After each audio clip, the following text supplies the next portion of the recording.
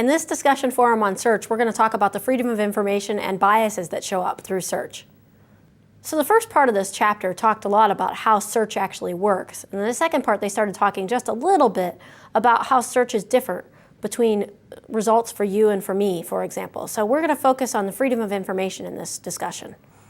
So search affects our view of the world. So for example, if I search for the same thing that you search for, and we're in different countries, or perhaps even just have different histories of searching, we might get different results, even though we typed in the exact same phrase. Well, you might think that's okay, but what if you're trying to learn about a new concept and there are different viewpoints that show up? Well, we want to learn about all the different viewpoints, not just the one that search thinks we want to see. Not only are your search results different, but if you and I both bring up Google News, we also see different versions of the news. And again, this might not disturb you, but maybe it should. So I want you to think about the fact that if we see different versions of the news, we have different ideas of what's going on around the world. Another way in which search affects your view of what's going on is that you could use different search engines. You and I could both look for the same thing, but using different engines and see very different results as well. They're not consistent. And then if you use the same engine, but you're in completely different parts of the world, the results are very different. There's actually a name for this. It's called the filter bubble, and I recommend that you look it up. Search for it, because it's a pretty interesting phenomenon, and how it's affecting how we think about the world is something that we should all care about.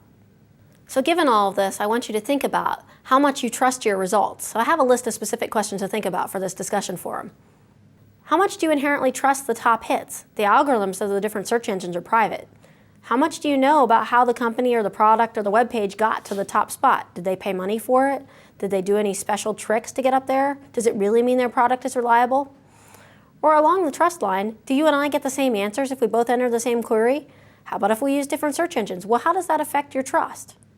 On a related note, and also discussed in this chapter, is information always free? Should it always be free? Should I always be able to access anything that's available online? How do my local and country laws affect this? How do you feel about restrictions on your search? Should we all always be able to find the same information?